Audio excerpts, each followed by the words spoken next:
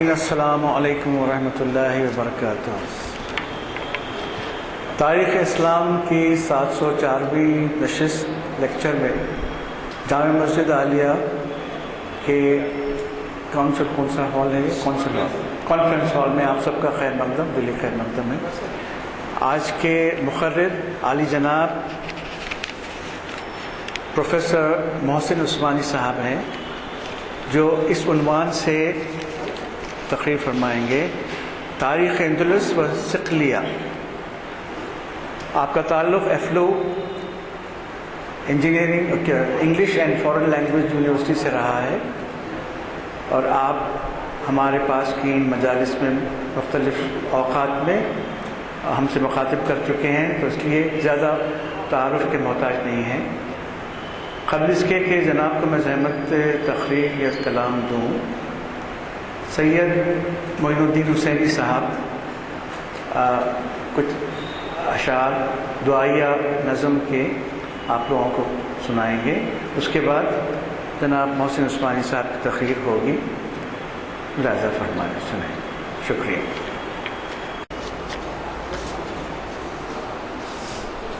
ایک دعائیہ نظم ہے: یہ دعا ہے تجھ سے میرے خدا، میری خاک اتنی اجال دے۔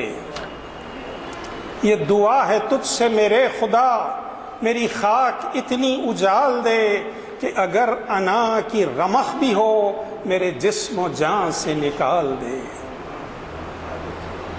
کہ اگر انا کی رمق بھی ہو میرے جسم و جان سے نکال دے۔ میری بات کیا، میری ذات کیا، یہ نفس ہے کیا، یہ حیات کیا۔ میری بات کیا، میری ذات کیا، یہ نفس ہے کیا، یہ حیات کیا۔ یہ تو مشت خاک ہے جب تلک تیرا عکس اس میں نہ ڈال دے۔ میری بات کیا، میری ذات کیا، یہ نفس ہے کیا، یہ حیات کیا۔ یہ تو مشت خاک ہے جب تلک تیرا عکس اس میں نہ ڈال دے۔ مجھے عز دے کے بڑا بنا، مجھے عز دے کے بڑا بنا، تیرا خوف دے کے کھرا بنا۔ مجھے عز دے کے بڑا بنا، تیرا خوف دے کے کھرا بنا۔ وہ فقیری مجھ کو بھی کر عطا کہ زمانہ جس کی مثال دے۔ وہ فقیری مجھ کو بھی کر عطا کہ زمانہ جس کی مثال دے۔ میں تو ایک بندے پرخطا، میری لفظشوں کا شمار کیا۔ میں تو ایک بندے پرخطا، میری لفظشوں کا شمار کیا۔ میں تو گر رہا ہوں جگہ جگہ، تو اٹھا اٹھا کے سنبھال دے۔ میں تو ایک بندے پرخطا، میری لفظشوں کا شمار کیا۔ میں تو گر رہا ہوں جگہ جگہ، تو اٹھا اٹھا کے سنبھال دے۔ شعر سنیے کہ تیرا ذکر میرا لباس ہو، تیرا ذکر میرا لباس ہو، تو ہمیشہ میرے ہی پاس ہو۔ تیرا ذکر میرا لباس ہو، تو ہمیشہ میرے ہی پاس ہو۔ نہ تو ماورا کوئی سوچ دے، نہ تو ماں سوا ہی خیال دے۔ نہ تو ماورا کوئی سوچ دے، نہ تو ماں سوا ہی خیال دے۔ کبھی اتنا سوز دروں بڑھا، کبھی اتنا سوز دروں بڑھا، کبھی اتنا جوش جنوں بڑھا، کہ تجھی سے تجھ کو ہی مانگ لوں، وہ طلب وہ ظرف سوال دے۔ کبھی اتنا سوز دروں بڑھا، کبھی اتنا جوش جنوں بڑھا، کہ تجھی سے تجھ کو ہی مانگ لوں، وہ طلب وہ ظرف سوال دے۔ تیرا کب سے طالب دید ہوں کہ امیدوار نوید ہوں۔ میں تیرے کرم کا مرید ہوں، مجھے خالی ہاتھ نہ ٹال دے۔ مجھے عز دے کے بڑا بنا، تیرا خوف دے کے کھرا بنا۔ وہ فقیری مجھ کو بھی کر عطا کہ زمانہ جس کی مثال دے۔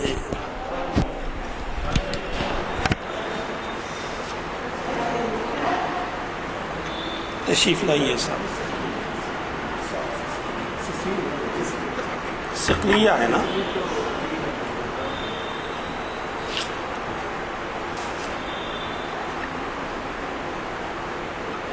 دعائیہ میں گزارش کرتا ہوں جناب عثمانی صاحب سے ایک تشریف لائیں، اپنے لیکچر تقریر کا آغاز کریں۔ بسم اللہ الرحمن الرحیم۔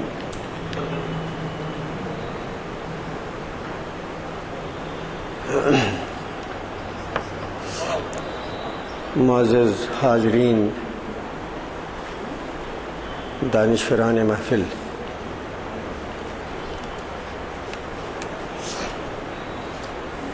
اتنی اچھی دعا، اتنی اچھی نظم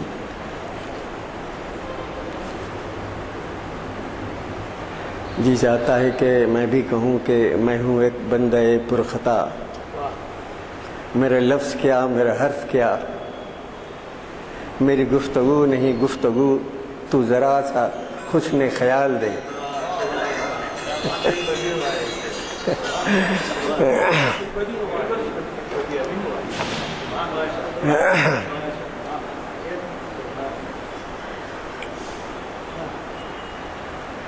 یہ جو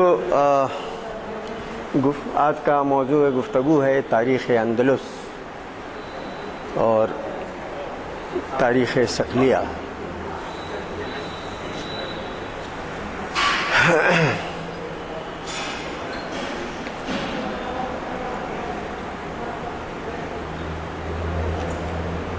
یہ بڑی داستان معزت بھی ہے، داستان عبرت بھی ہے، دل کا زخم بھی ہے، سینے کا چراغ بھی ہے۔ سسلی میں 250 سال سے زیادہ مسلمانوں نے حکومت کی۔ سسلی انگریزی میں سسلی اور عربی نام صقلیہ ہے، اور اندلس میں جسے انگریزی میں اسپین کہتے ہیں، وہاں مسلمانوں نے تقریباً 800 سال 780 سال حکومت کی۔ یہ اتنا لمبا زمانہ جو ہے یورپ میں حکومت کرنے کا،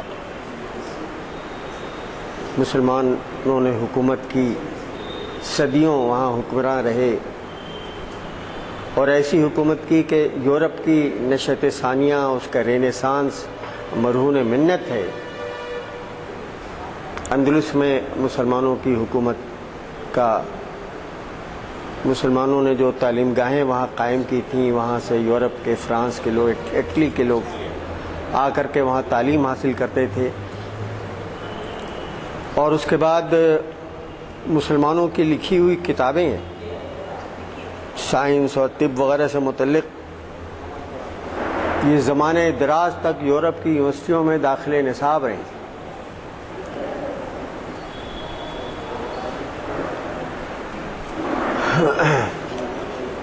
اور مسلمانوں نے نہیں، عیسائیوں نے جو تاریخ لکھی ہے، اس میں مثال کے طور پر پروفیسر ہٹی نے ہسٹری آف دی عرب، اس میں لکھا ہے کہ جس وقت یورپ کے ملکوں میں اچھی شاہراہیں نہیں تھیں، سڑکیں نہیں تھیں، اس زمانے میں یورپ میں ایسی پختہ سڑکیں تھیں کہ اس کی دونوں طرف روشنی کے انتظامات تھے، اور جس وقت یورپ کے لوگ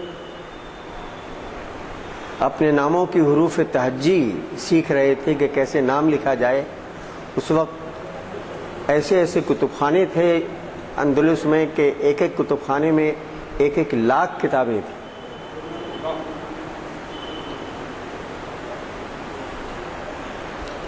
تو یہ بڑی عبرت کی بات ہے کہ اتنے زمانے تک حکومت کرنے کے باوجود مسلمانوں کی حکومت کا چراغ وہاں گل ہو گیا، آفتاب غروب ہو گیا۔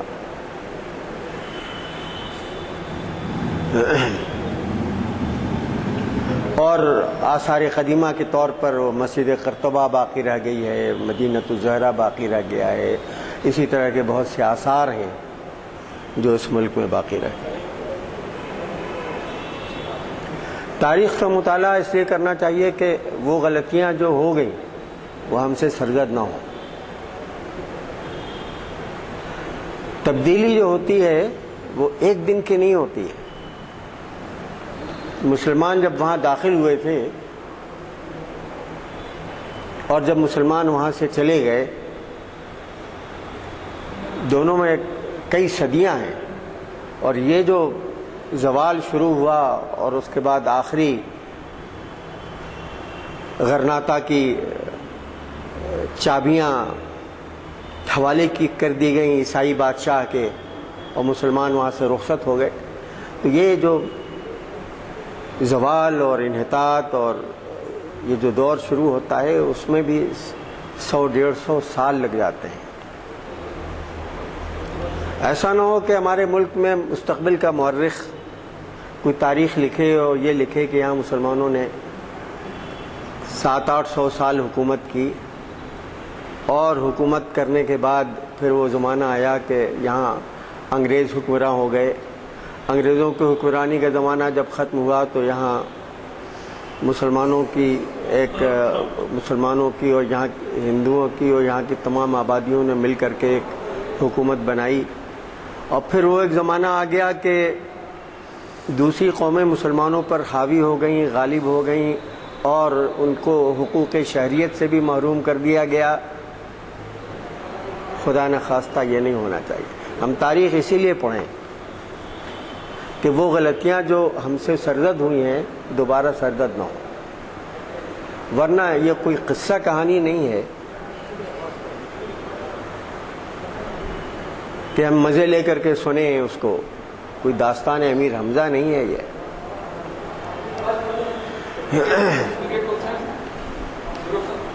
جی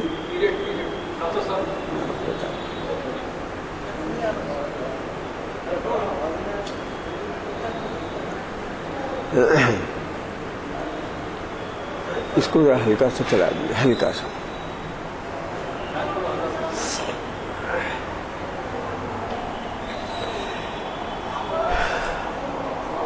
قرآن مجید میں آیا ہے کہ اللہ تعالیٰ نے کہا کہ ان اللہ مالک الملک تؤتی الملک من تشاء وتنزع الملک ممن تشاء وتعز من تشاء وتذل من تشاء وبیدک الخیر۔ اللہ تعالیٰ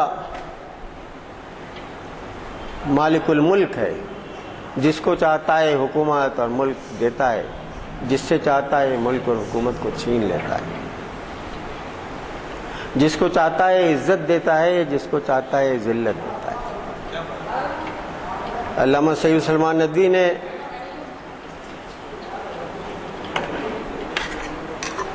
سیرت النبی جلد 6 میں ایک بڑا نقطہ اس آیت سے پیدا کیا ہے کہ اللہ تعالیٰ جس کو چاہتا ہے ملک دیتا ہے، اس کا تعلق آگے کے اس جملے سے ہے تعز من تشاء، جس کو چاہتا ہے عزت دیتا ہے۔ اور یہ جو آیت کا یہ حصہ ہے وتنزع الملک ممن تشاء، جس سے چاہتا ہے حکومت اور ملک کو چھین لیتا ہے، اس کا تعلق اس سے ہے تذل من تشاء، یعنی حکومت، حکمرانی، اس کا تعلق قوموں کی عزت سے ہے، اور بے حکومت ہو جانا، حکومت کا چھن جانا، یہ گویا ذلت اور عار کی بات ہے۔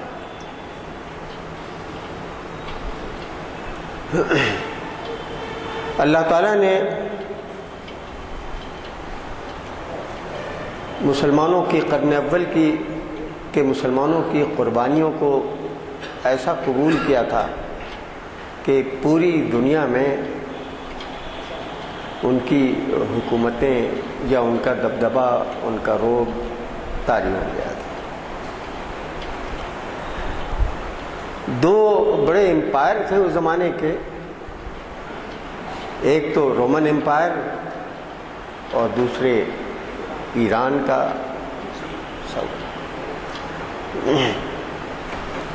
تو جب شام اور مصر کا قبضہ ہو گیا خلافت راشدہ کے زمانے میں، مسلمانوں کا قبضہ ہو گیا، تو یہ سمجھا گیا کہ اب وہ جنگ جو رومن امپائر سے تھی مسلمانوں کی، اب اس کا خاتمہ ہو گیا۔ لیکن ہوا یہ کہ اس کے بعد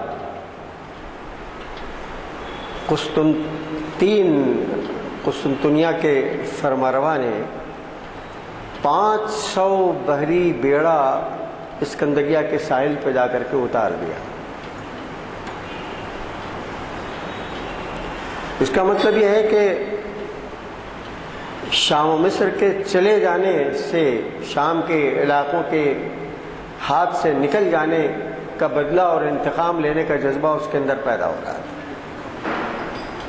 چنانچہ حضرت عثمان غنی رضی اللہ تعالیٰ عنہ کی خلافت کا زمانہ تھا، حضرت معاویہ نے اجازت مانگی بحری جنگ کی، اور قبرص پر، کریٹ جس کے کہتے ہیں، اس پر اس پر قبضہ ہو گیا مسلمانوں نے اسے اپنا باج گزار بنا لیا۔ اور اس کے بعد ایک بحری جنگ ہوئی، رومن امپائر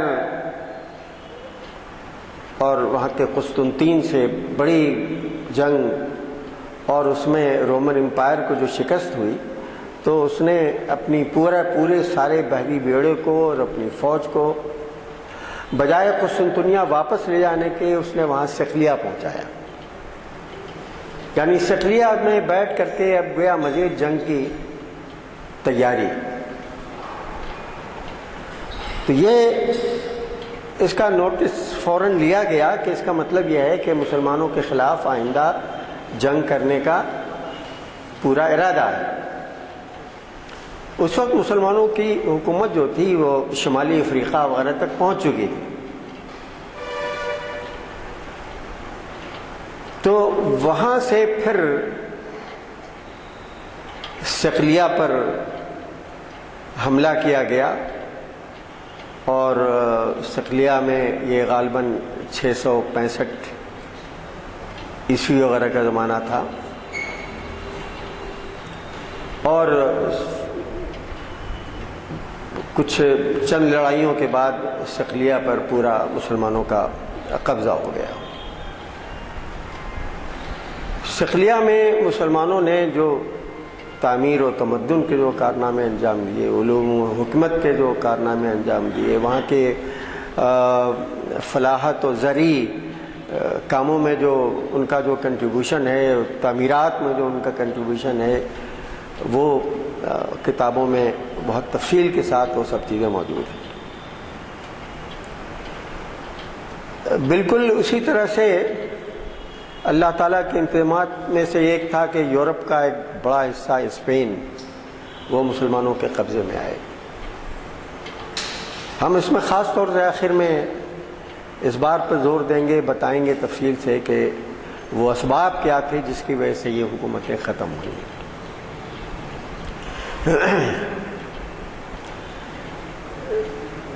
جنگ کا آغاز تو اس طرح سے ہوا، عبدالحلیم شرر نے بھی وہ بعض چیزیں ایسی ہیں کہ اس میں بہت رومانٹک عنصر بھی اس کے اندر پایا جاتا ہے۔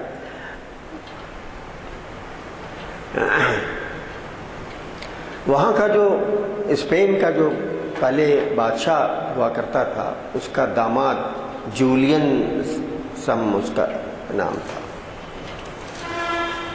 وہاں کا طریقہ یہ تھا کہ اپنے بیٹوں کو یا بیٹیوں کو تعلیم حاصل کرنے کے لیے، تہذیب سکھانے کے لیے بادشاہوں کے محل میں رکھا جاتا تھا۔ تو اس کی جو پہلے جو وہاں کا بادشاہ تھا اس کا داماد جو ایک جگہ سپتا نام آتا ہے اس کا جو گورنر تھا، اس کی بیٹی فلورینڈا نام ہے اس کا، وہ تلیتلا کے بادشاہ کے محل میں تعلیم حاصل کرنے کے لیے مقیم رہی۔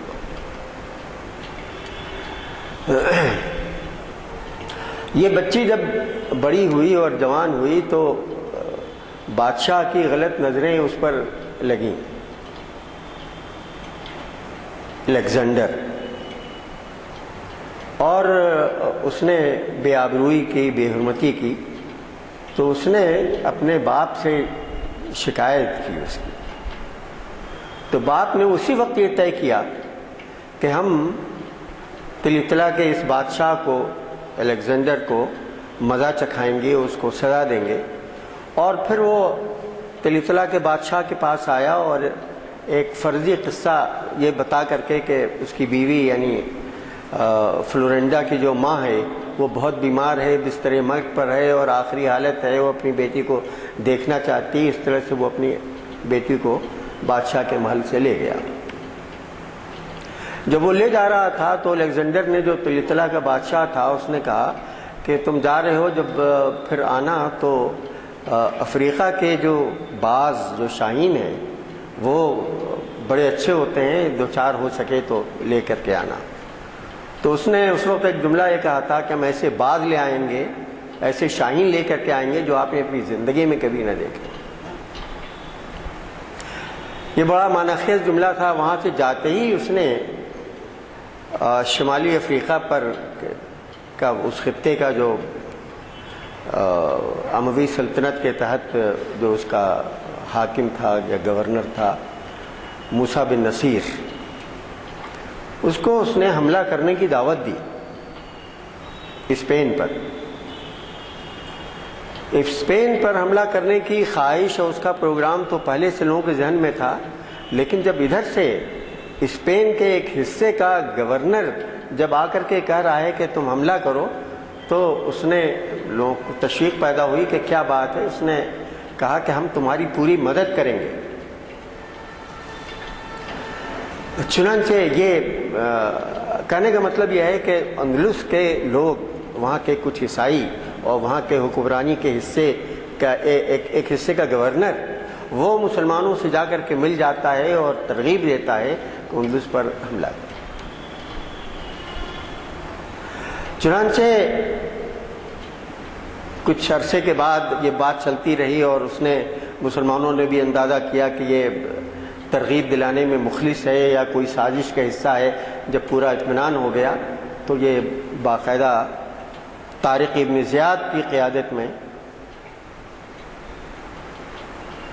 پہلے 2000 کا قافلہ گیا، پھر اس کے بعد اس کی کمک پہنچی، اور جب وہ اس ساحل پر پہنچا جہاں وہ جبل الطارق جس کا نام ہے جبرالٹر، تو وہاں اس نے اپنی کشتیاں جلا دیں، اور بحیثیت مجموعی کمک کے آ جانے کے بعد بھی جو مسلمانوں کی فوج کی جو تعداد تھی وہ 12,000 تھی، اور اس کے مقابلے کے لیے جو اندلس کے بادشاہ کی جو فوج آئی تھی اس کی تعداد 1,00,000 تھی۔ طارق ابن زیاد نے کشتیاں جلانے کے بعد جو خطبہ دیا ہے وہ عربی ادب کی تاریخ کا غیر معمولی خطبہ ہے، اور وہ تاریخ کی کتابوں میں آج تک ریکارڈڈ ہے، محفوظ ہے کہ اس نے کیا کہا تھا۔ اس نے کہا ایھا الناس، لوگو، این المفر، بھاگنے کا کوئی راستہ نہیں، البحر العدو امامکم، دشمن تمہارے سامنے ہے، والبحر وراءکم، اور سمندر تمہارے پیچھے ہے، کشتیاں جلا دی جا چکی ہیں، اب ایک ہی راستہ ہے، اس ملک کو فتح کر لو، یہ ملک تمہارا ہے، اور یا پھر مرنے کے لیے تیار ہو جاؤ۔ بھاگنے کی کوئی جگہ نہیں بچی ہے، یا تو تمہیں اس ملک کو فتح کرنا ہے یہ سارا ملک جو باغات کا ملک ہے، جو بہترین زرعی پیداوار کا ملک ہے، جو انتہائی خوبصورت ملک ہے، جہاں کے رہنے والے انتہائی خوبصورت ہیں، یہ جو میں نے کہا کہ یہاں کے رہنے والے جو انتہائی خوبصورت ہیں، اس کے جو الفاظ ہیں طارق ابن زیاد کے، وہ یہ ہے کہ یہاں کے جو راجہ مہاراجہ عمرا ہیں نا، ان کے یہاں یونانی لڑکیاں ہیں جو حسن میں حوروں کی طرح ہیں، اور موتیوں اور ریشم کے لباس پہنے ہوئے، اور خلیفہ ولید ابن ولید کا زمانہ ہے کہ اس نے تم جیسے مجاہدین کو اور تم جیسے بہادروں کو اس لیے منتخب کیا ہے کہ تم جا کر کے ان عمرا کے داماد بنو۔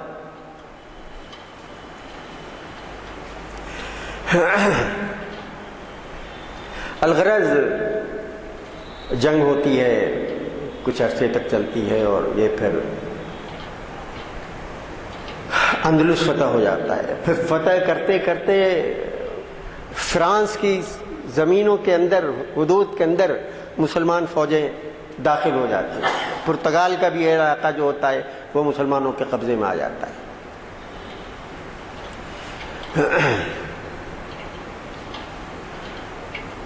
اس میں اب موسیٰ بن نصیر جو تمام حالات کو ایک ایک واقعہ جو پیش آ رہا تھا سب کی وہ خبر لیتا تھا، اب اس نے جنگ سے روکا کہ اب جنگ نہیں کرنی ہے، آگے نہیں بڑھنا ہے۔ اس میں اندلس کے کچھ حصے تھے جہاں عیسائیوں کے پاکٹس، بڑے بڑے پاکٹس جہاں موجود تھے۔ اندلس کی جن لوگوں نے تاریخ لکھی ہے اس میں لکھا ہے، یعنی طارق ابن زیاد نہیں، یعنی اسے دمشق میں جو مسلمانوں کی حکومت تھی، ولید ابن عبد الملک کے خلافت کے زمانہ تھا، وہاں سے روک دیا گیا کہ اب جنگ نہیں کرنی ہے۔ اس کی وجہ سے وہ سارے پاکٹ جو عیسائیوں کے تھے وہ ان کے قبضے میں رہ گئے۔ اس کا لکھنے والوں نے اس کا نقصان یہ بتایا ہے کہ ان کو سازشیں کرنے، اپنے آپ کو مضبوط کرنے اور جنگ کرنے اور پھر حملہ کرنے، یعنی اگرچہ اس میں کئی صدیاں لگیں لیکن اس کو ان کو موقع ملا۔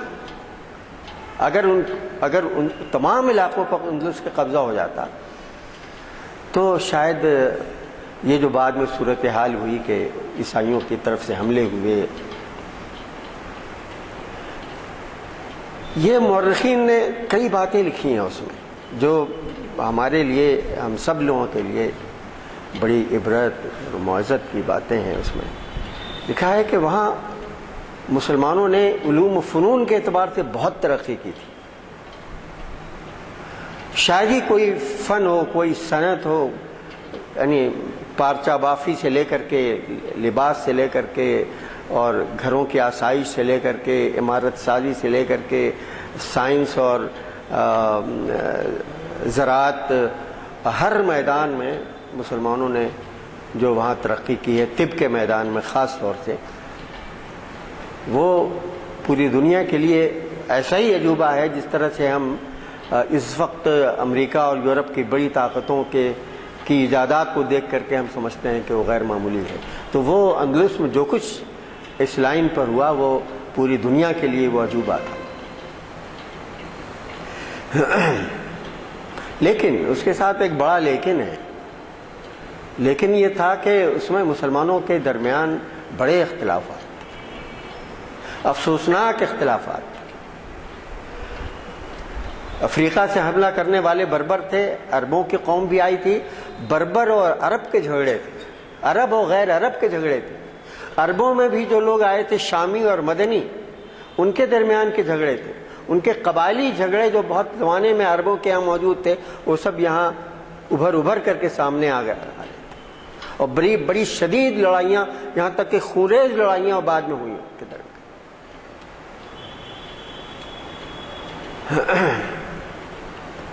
اس کے باوجود کہ وہاں مسلمانوں نے علم و فن اور سائنس اور حکمت کا غیر معمولی ترقی کی، پوری دنیا کے لیے ایک نمونہ پیش کیا۔ جیسا کہ ہم نے بتایا ہٹری کے حوالے سے کہ جس وقت یورپ میں لوگوں کو پڑھنا لکھنا نہیں آتا تھا، اپنا نام نہیں لکھ سکتے تھے، وہاں اس وقت وہ ایک ایک کتب خانے میں 1-1 لاکھ کتابیں تھیں. اتنا فرق تھا یورپ میں. اسی لیے وہ اقبال کا مصرع ہے نا، ظلمت یورپ میں تھی جن کی خرد راہ بھی.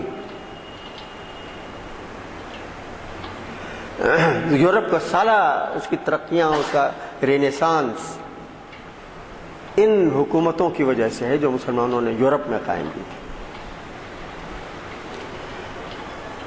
بڑے بڑے علماء، مفسرین، محدثین، فقہا، شعراء اور پھر سائنس وغیرہ کے میدان کے لوگ.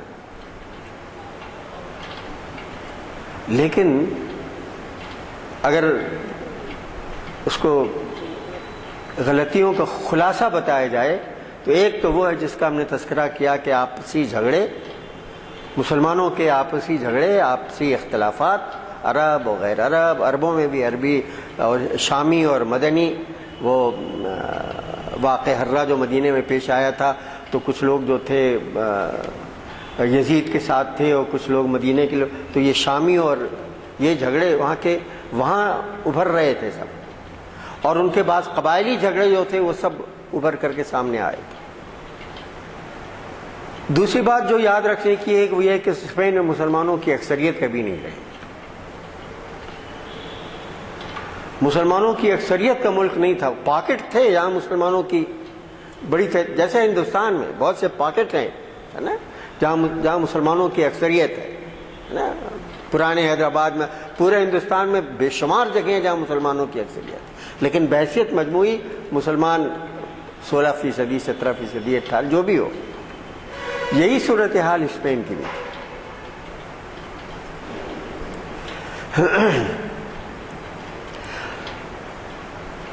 ایک وجہ جو ہم نے بتائی ہے، اس کے سوا جو ایک دوسری وجہ ہے وہ ہم پورا نقل کر کے لائے ہیں، ہم آپ کو سنانا چاہتے ہیں.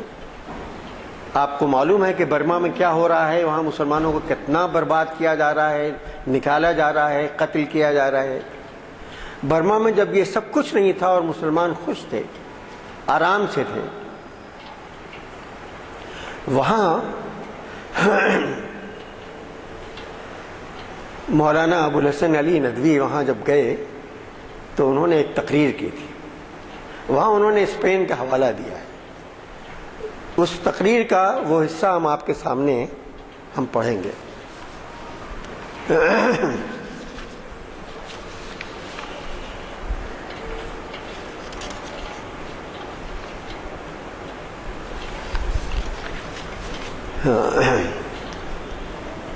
مولانا نے اپنی تقریر میں کہا کہ اسپین والوں نے کام یعنی تبلیغ کام یعنی غیر مسلموں میں دعوت کا کام نہیں کیا تو کان پکڑ کر نکال دیا گیا.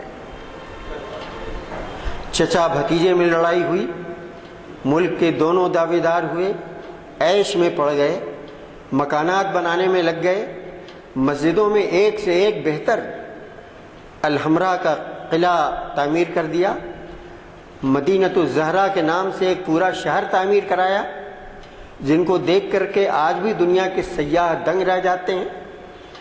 اللہ تعالیٰ کے ہاں یہ چیزیں زندگی کی ضمانت نہیں.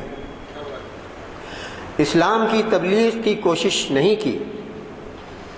مورخ لکھتا ہے کہ اندلس میں اسلام کے زوال کے اسباب میں سے ایک سبب یہ بھی ہے کہ تبلیغ کی طرف سے بالکل غافل ہو گئے تھے.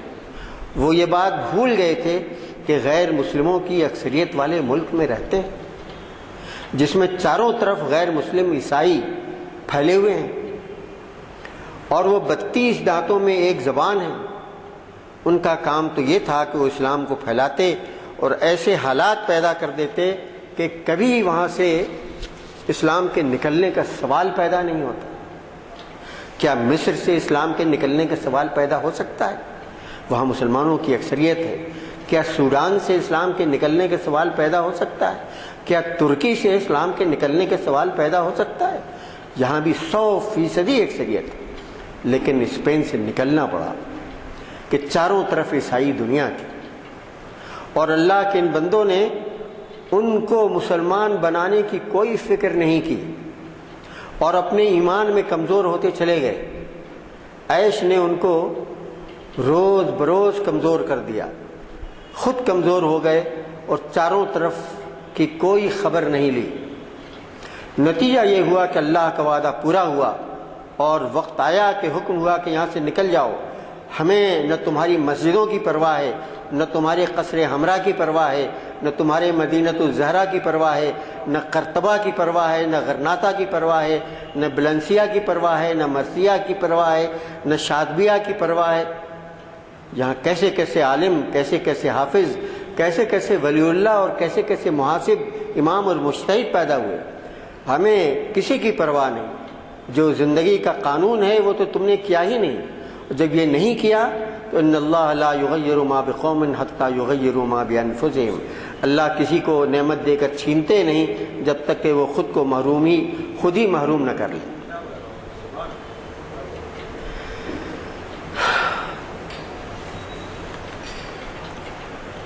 ہم نے یہ پورا مولانا کی جو تقریر ہے جو تعمیر حیات میں شائع ہوئی، الگ بھی شائع ہوئی برما میں جو انہوں نے کی تھی، اور یہ تمام حادثات سے پہلے جب مسلمان وہاں تجارت کرتے تھے، خوش تھے، آرام سے تھے، کسی طرح کی کوئی تکلیف نہیں تھی، اس وقت مولانا علی میاں نے وہاں برما میں تقریر کی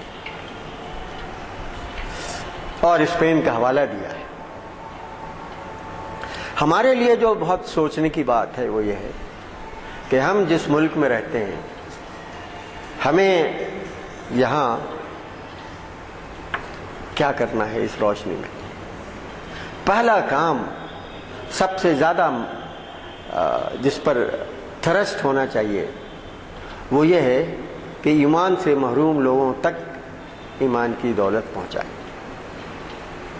اور ہم شاید اس ملک میں سارا کام کرتے ہیں سوائے اس کام کے۔ شاید ابھی کچھ عرصے تھے کچھ لوگوں نے کوششیں شروع کر دی ہیں، وہ ابھی مستثنی، آٹے میں نمک کے برابر ہے کام وہ، لیکن مسلمانوں کی جتنی تنظیمیں ہیں، جتنی جماعتیں ہیں، وہ بہت اچھا کام کر رہی ہیں، قابل تعریف کام کر رہی ہیں نا، ان پر کوئی تنقید نہیں، لیکن جو سب سے زیادہ ضروری کام ہے اس کی طرف سے غفلت جو اسپین میں کی گئی تھی، وہی غفلت ہمارے یہاں اس ملک میں بھی۔ اب اس کا جو دوسرا پہلو ہے وہ یہ ہے، اچھا نہیں دوسرا پہلو جو ہے وہ یہ ہے کہ یہاں کے اسلامی تہذیب و تمدن سے کے اثرات یورپ پر کیا پڑے، اور خود یورپ کے لوگوں نے کیا اس کا اعتراف کیا ہے۔ چنانچہ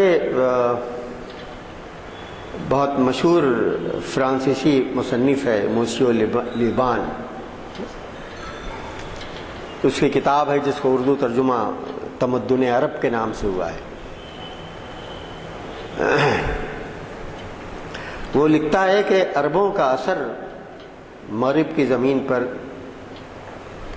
اتنا ہی ہوا جتنا مشرق میں ہوا، اور انہی کی بدولت یورپ نے تمدن حاصل کیا۔ ان کا اثر یورپ پر مشرق سے کم نہ ہوا۔ مغرب میں علوم و ادب کا اثر بے انتہا ہوا، جیسا کہ بار بار کہا جاتا ہے کہ یورپ میں عربوں کے علوم جنگ صلیبی کے ذریعے سے نہیں پھیلے تھے، بلکہ اندلس اور جزیرہ صقلیہ اور اٹلی کے ذریعے سے۔ اور پھر اس نے لکھا ہے کہ اگر عربوں کا نام تاریخ میں سے نکال دیا جائے تو یورپ کی علمی نشأت ثانیہ کئی صدی تک پیچھے چلی جائے۔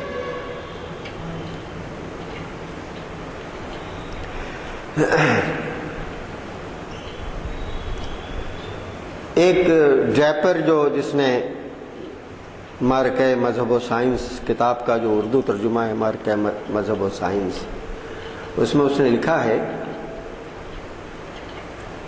کہ جنوبی اٹلی اور سسلی میں مسلمانوں عربوں کی موجودگی کی وجہ سے یورپ کی عقلی و دماغی ترقی کو ایک بہت بڑی تحریک ملی۔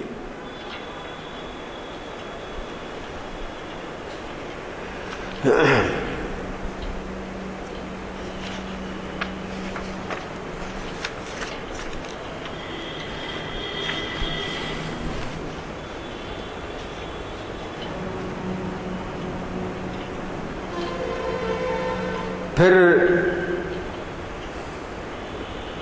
ایک کتاب ہے اخبار الاندلس، اس کے مصنف نے لکھا ہے کہ فریڈرک ثانی کے اثر و نفوذ سے جرمنی کے باشندوں میں تحقیقات کا اصلی مادہ اور صحیح علم اس فلسفیانہ وسیع الخیالی کی بنیاد پڑی جو صقلیہ کے تعلیم یافتہ مسلمانوں میں عموماً نظر آتی تھی۔ اس روشن خیالی کا آخری نتیجہ اگرچہ ابتدا میں معلوم نہیں ہوا، مگر صدیاں گزر جانے کے بعد یہ ہوا کہ مارٹن لوتھر جیسا صاحب الرائے شخص پیدا ہوا جس نے یہ ثابت کر کے کہ انجیل کا ترجمہ و تفسیر ہر شخص کر سکتا ہے، پاپائے روما کی تخت کی جڑیں ہلا دی۔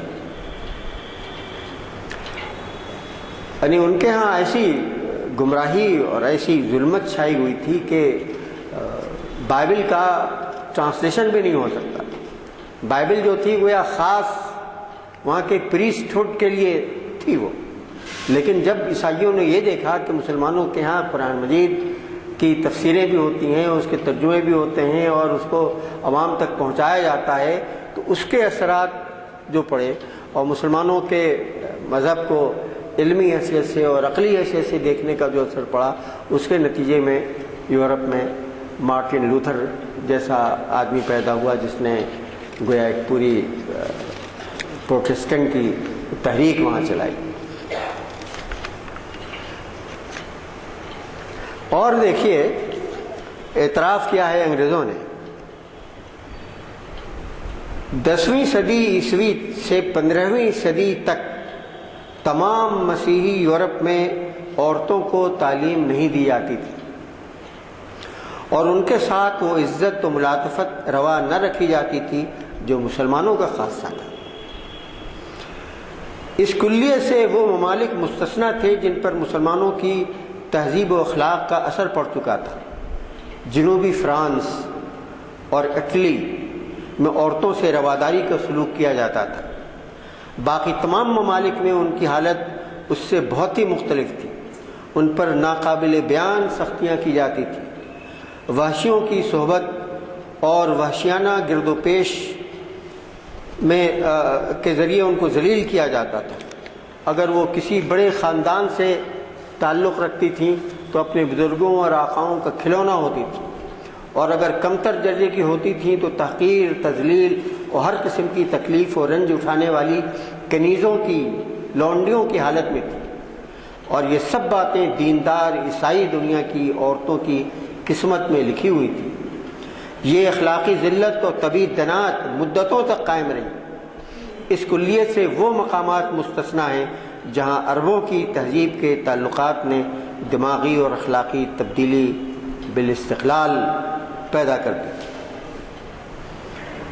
اور پھر جو حکمرانی کے طریقوں میں مسلمانوں کی وجہ سے یورپ، اندلس اور صقلیہ کی وجہ سے جو تبدیلیاں ہوئیں، زراعت میں جو ترقی ہوئی، صنعت میں، حرفت میں، تعمیر میں، تجارت پر جو اس کے اثرات پڑے، وہ سب جو ہیں وہ اس کے علاوہ ہیں۔ گویا پورا یورپ کی جو نشأت ثانیہ ہے اور اس کی جو علمی جو ترقی ہے وہ مرہون منت ہے مسلمانوں کی، ان مسلمانوں کی جنہوں نے اندلس میں، صقلیہ میں حکومت قائم تھی اور جس کے اثرات وہاں پڑے تھے۔ چنانچہ بڑے بڑے طبیب، بڑے اعلیٰ درجے کے شفاخانے اسپین میں قائم تھے، اور یہ سارے علم و حکمت کو سیکھنے کے لیے یورپ کے لوگ، اٹلی کے لوگ آ کر کے وہاں رہتے تھے اور مسلمان اطباء سے اور مسلمان سائنسدانوں سے یہ سب چیزیں وہ حاصل کرتے تھے۔ علوم و فنون پر تو براہ راست حصہ پڑا ہے، اور مذہبی حیثیت میں جیسا کہ ہم نے بتایا کہ مارٹن لوتھر جیسی جو تحریک جو پیدا ہوئی ہے، اس کا وہ بھی اصل میں مسلمانوں کی عقلی اور ان کی علمی کوششوں کا صدقہ ہے۔ تو یہ جو ایک بات ہے جو ہم نے سب سے زیادہ جس پر زور دیا ہے، اور وہ یہ ہے کہ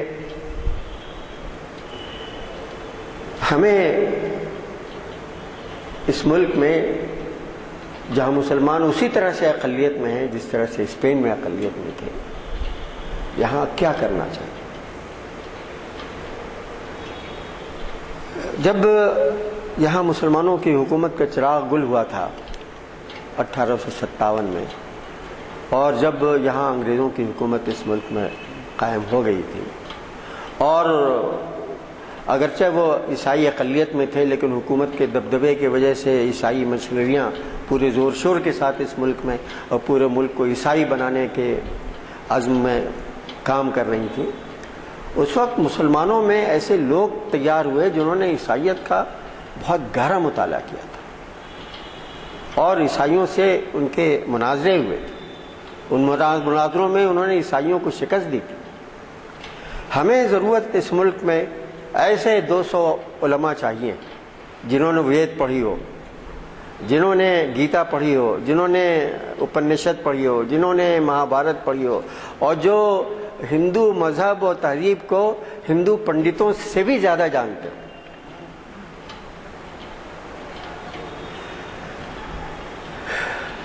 لیکن یہ کام کون کرے؟ ہم بات کرتے ہیں، لکھتے ہیں، مدارس کو توجہ دلاتے ہیں، تو کوئی اس کی طرف توجہ دینے کے لیے تیار نہیں۔ فضول چیزیں مدارس کے میں نصاب میں داخل ہیں، یونان کا فلسفہ پڑھا رہے ہیں، پرانی منطق پڑھا رہے ہیں جو اس وقت جس کی کوئی ضرورت نہیں۔ وہ کتابیں پڑھائی جاتی ہیں۔ جب روس کا پہلا وہ میزائل چاند پر پہنچا تھا کسی زمانے میں، بہت اس وقت ایک ہندوستان کے شاید سب سے بڑے مدرسے علم حیات پڑھانے والوں نے کہ یہ بیان اخبار میں آیا تھا کہ یہ ممکن نہیں ہے کہ انسان کے قدم یا کوئی جہاز یا کوئی میزائل یا کوئی چیز جو ہے زمین سے نکل کر کے وہاں تک پہنچے، اور اس کی وجہ بتائی تھی کہ اس کے یہاں سے اور چاند کے درمیان میں ایک کرۂ نار ہے جس سے کوئی چیز گزر نہیں سکتی، جو چیز اس سے گزرے گی وہ جل کر کے راکھ ہو جائے گی۔ پھر ایک کرۂ زمہریر ہے جس میں ہر چیز جو ہے سردی سے ٹھٹر جائے گی، وغیرہ وغیرہ۔ تو پرانی کتابوں میں جتنی باتیں لکھی ہوئی تھیں وہ سب دلیل کے طور پر انہوں نے پیش کر دی تھیں، اور کہیں کہ یہ بالکل فریب ہے، جھوٹ ہے، نہ تو کوئی انسان پہنچ سکتا ہے چاند پر، نہ انسان کی بنائی ہوئی کوئی سواری پہنچ سکتی ہے۔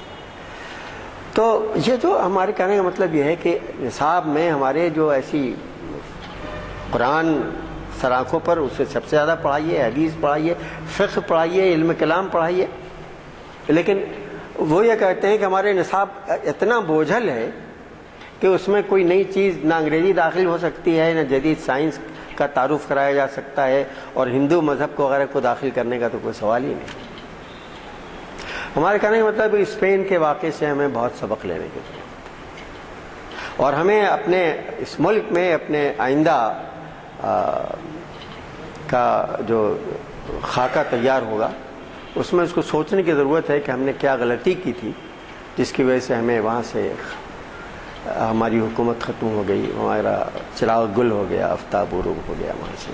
تو ہمیں اس ملک میں کیا کرنا ہے؟ ہمیں تاریخ دلچسپی کے لیے نہیں پڑھنی ہے، کوئی وہ ناول نہیں ہے، یہ اس لیے پڑھنا ہے کہ ہم اس سے آئندہ کے لیے اپنا راستہ بنائیں۔ وآخر دعوانا الحمدللہ رب العالمین۔